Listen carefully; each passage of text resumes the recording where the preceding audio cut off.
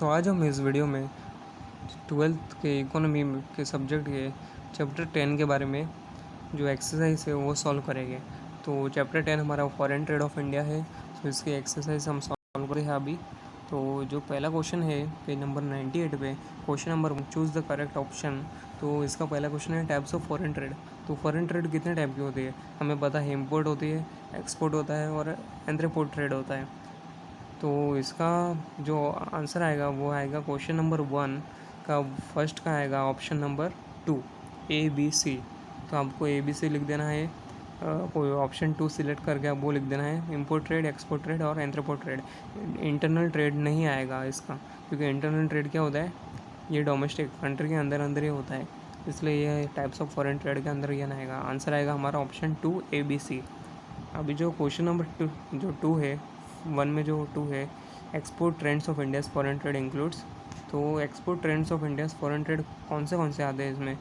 तो जो engineering goods ये भी आता है, जेम्स एंड ज्वेलरी ये भी आता है, टेक्सटाइल्स एंड रेडीमेड गारमेंट्स ये भी आता है।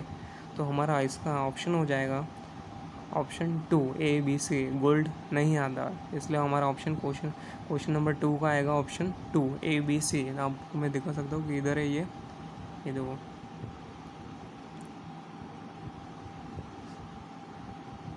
तो ये देखो रिसेंट ट्रेड्स इन एक्सपोर्ट्स दिया है।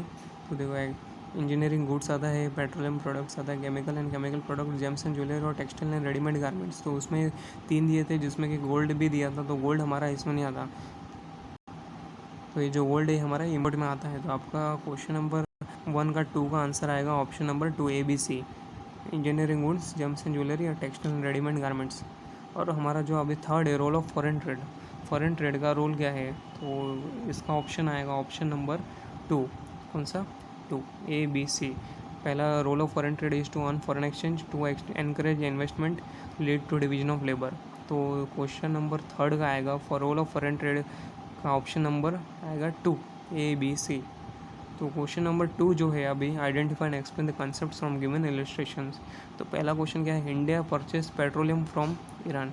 मतलब इंडिया ने पेट्रोल को परचेस किया ईरान से, इसका मतलब हमारा जो पेट्रोल है वो ईरान से आ रहा है। तो इसका मतलब क्या हुआ कि इंडिया इंपोर्ट कर रहा है पेट्रोल को।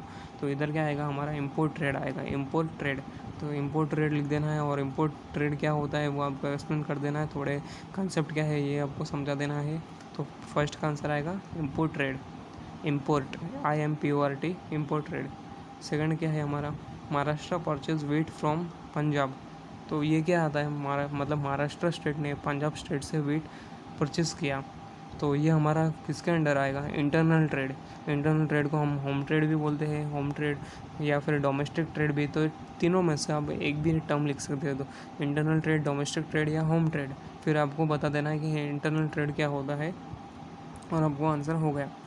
और थर्ड है जो England imported cotton of from India. मतलब इंग्लैंड ने इंडिया से कॉटन इंपोर्ट किया, मतलब ख़रीदा, फिर बाद में उसके रेडीमेड गारमेंट बनाए, और बाद में ये सोल्ड किए किधर, मलेशिया में सोल्ड कर दिए। मतलब इंडिया से ख़रीदा और मलेशिया में बेचा। तो इसका मतलब ये क्या है, एंट्रीपोर्ट ट्रेड, ENTREPOT ट्रेड। ये आपको मैं बता देता हूँ किधर है। तो ये आपको पेज नंबर पे स्पेलिंग मिल जाएगी, अच्छे से मैं बता देता हूँ आपको। ये जो लिखा है इधर थर्ड पे लिखा है एंट्रीपोर्ट ट्रेड, ENTREPOT ट्रेड। ये आपका इसका आंसर आ जाएगा। और जो दो एक्सप्लेनेशन दिए वो आपका एक्सप्लेनेशन लिख देना है। और जो अभी क्वेश्चन नंबर 2 का 4 है, Japan sales smartphones to Myanmar. तो इसका मतलब क्या हुआ कि जापान स्मार्टफोन किधर बेच रहे हैं, म्यांमार में। तो जापान क्या कर रहा है, एक्सपोर्ट कर रहा है, मतलब अपने जो जो गुड्स या प्रोडक्ट्स बनाए हुए वो म्यांमार में सेल कर रहा है। तो ये क्या हुआ, एक्सपोर्ट। तो इसके इधर क्या आएगा, export trade, EXPORT trade, export trade. तो क्वेश्चन नंबर थर्ड है जो डिस्टिंग्विश बिटवीन द फॉलोइंग। तो इसमें हमें क्या, पहला इंटरनल ट्रेड और इंटरनेशनल ट्रेड के बीच में डिफरेंस बिटवीन बताना है। तो इंटरनल ट्रेड का आपको एक्सप्लेनेशन या फिर इंटरनल ट्रेड के पॉइंट्स किधर मिलेंगे, पेज नंबर बता देता हूँ आपको। तो जो ये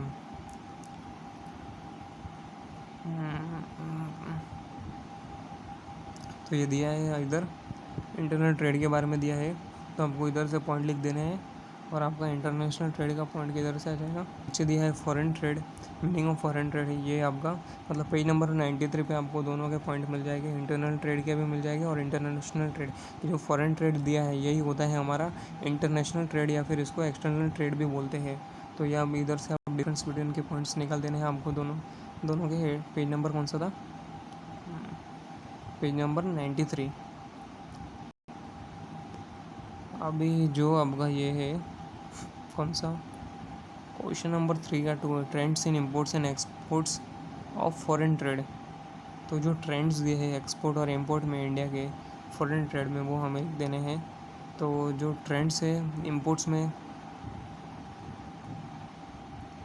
ये आपको ट्रेंड्स इन इंपोर्ट्स इधर मिल जाएंगे और ट्रेंड्स इन जो एक्सपोर्ट है वो आपको इधर मिल जाएगा। तो पेज नंबर 96 और पेज नंबर 97 पे आपको आंसर मिल जाएगा। आपको सेकंड क्वेश्चन का क्वेश्चन नंबर 3 में जो 2 है, trends in imports and exports of foreign trade, यहाँ से आपको आंसर लिख देना है। और क्वेश्चन नंबर 3 का 3 है, balance of payments and balance of trade के बीच में डिफरेंस बिटवीन, इसका आंसर आपको मिल जाएगा। ये जो 97 पेज नंबर पे दिया है, concept of balance of payment यहाँ पर, और फिर बाद में बैलेंस ऑफ पेमेंट और बैलेंस ऑफ ट्रेड दोनों पेज नंबर 97 पे आपको मिल जाएगा। ये रहा आपका बैलेंस ऑफ पेमेंट और ये रहा आपका बैलेंस ऑफ ट्रेड। तो अभी जो दिया है question number 4, answer the following, explain the concept of foreign trade and it's type.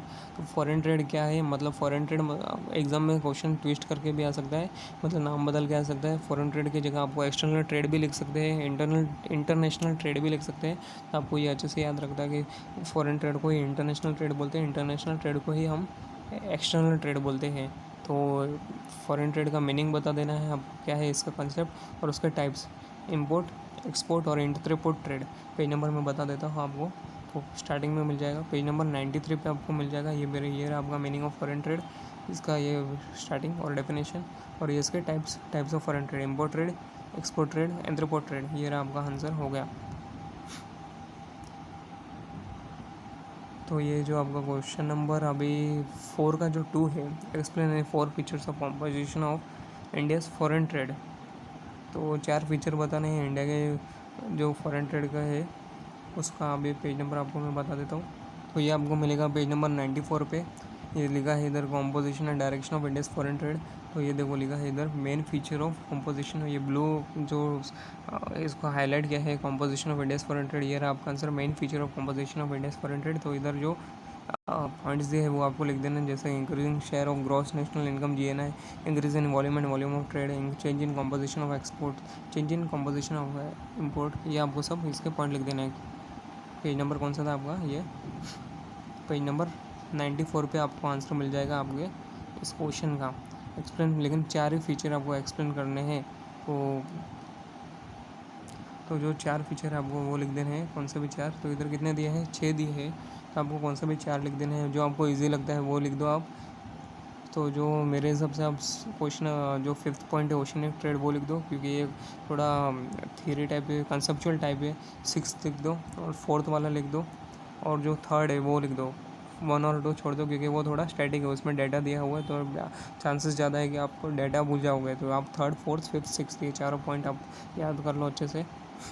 वैसे तो आपको 6 के 6 याद करना, क्योंकि एग्ज़ाम में क्या पता ऐसे भी पूछ सकते हैं कि 6 explain all the features of composition of India's foreign trade, ऐसा भी आ सकता है। तो आप 6 के 6 याद करो, पर 4 अच्छे से याद करो, जो लास्ट के 4 है वो। अभी जो क्वेश्चन नंबर 3 है, explain the trend in India's imports, इसका आंसर आपको मिलेगा ये रहा, जो 97 है, ट्रेंड्स इन इम्पोर्ट्स। यहाँ पर आपको ये चारों पॉइंट है, ये चारों पॉइंट अच्छे से आपको याद कर देने हैं और लिख देने हैं। और क्वेश्चन नंबर 5 है जो हमारा, state with reasons whether we agree और disagree with the following statements.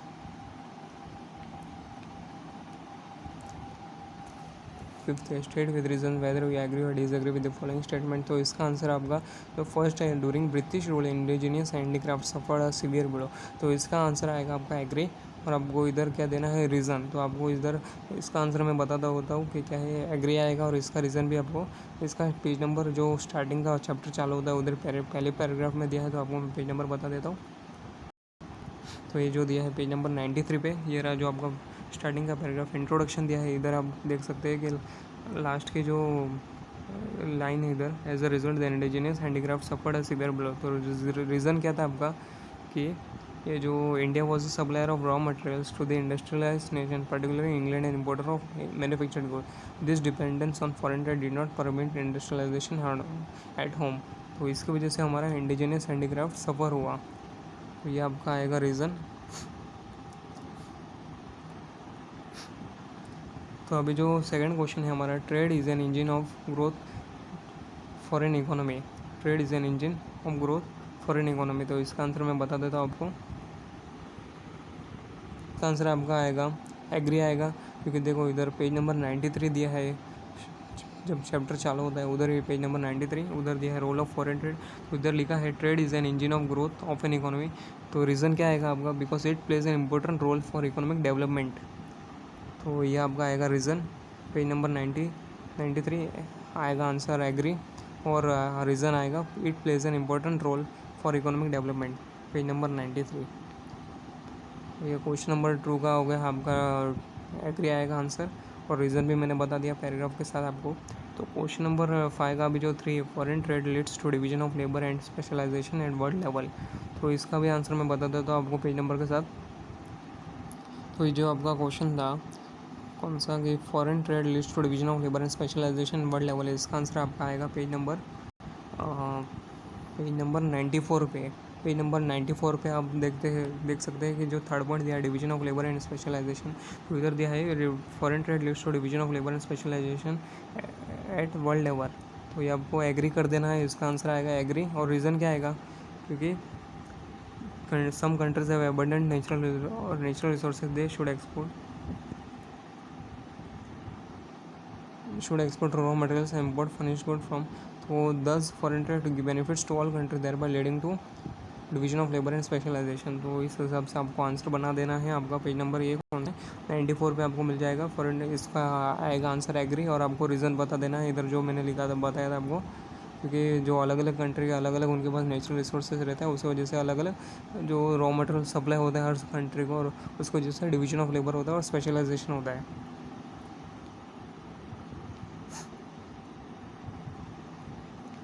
तो अभी आप जो क्वेश्चन नंबर 6 थे आपका, जो टेबल दिया है इधर, तो वो सॉल्व करना है हमें।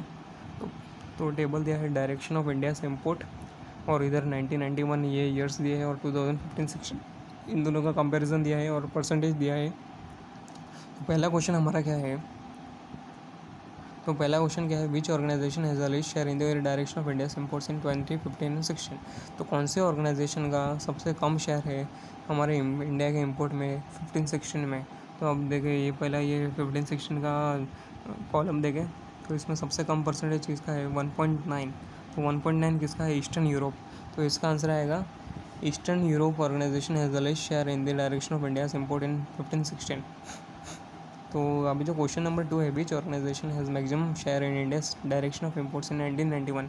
तो 1991 का ये आपको देखना है कॉलम, और इसमें सबसे मैक्सिमम शेयर किसका है 54। तो 54 किसका है OECD का। तो ये जो OECD है इसका आपको लिख देना है कि OECD organisation has maximum share India's direction of imports in 1991, 1992, 1991। Third है जो expand the abbreviation of OECD and OPC। तो OECD का एब्रीवेशन क्या आएगा, organisation for economic cooperation and development, organisation for economic cooperation and development, ये आपका आएगा abbreviation OECD का। और OPEC का क्या आएगा, OPEC जो दिया है इधर, तो इसका क्या आएगा, organisation for petroleum exporting countries, organisation of petroleum exporting countries. आप लिख सकते हैं spelling, organisation of petroleum PETROLEUM, petroleum exporting का स्पेलिंग आता होगा आपको, कंट्रीज है organisation of petroleum exporting countries. जो अभी ये फोर्थ दिया है, state your opinion regarding the direction of India's imports.